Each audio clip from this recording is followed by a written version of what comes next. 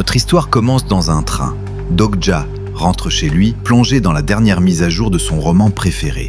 Son passé est lourd, victime de harcèlement dans son enfance, refusé plusieurs fois à l'université, en échec dans son stage actuel. Le seul réconfort qu'il ait connu durant ces années difficiles, c'est cette œuvre de 3149 chapitres qu'il a suivi seul pendant une décennie. Notre histoire commence dans un train.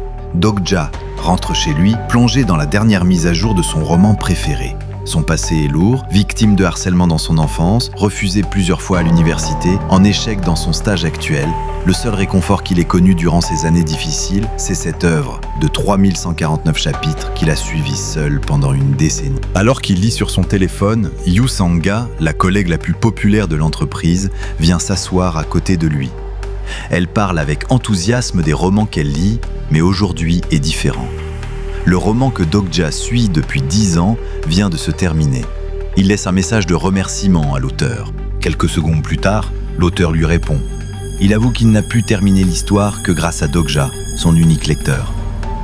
En remerciement, il souhaite lui offrir un cadeau. Un email suit, expliquant que le roman va être monétisé dans 10 minutes et que ce présent va lui être utile. Et si tu veux découvrir la suite de cette aventure et plonger encore plus dans ce monde incroyable, pense à t'abonner, active la cloche de notification et laisser un gros pouce bleu. Ça soutient énormément la chaîne KAO et permet à l'histoire de continuer.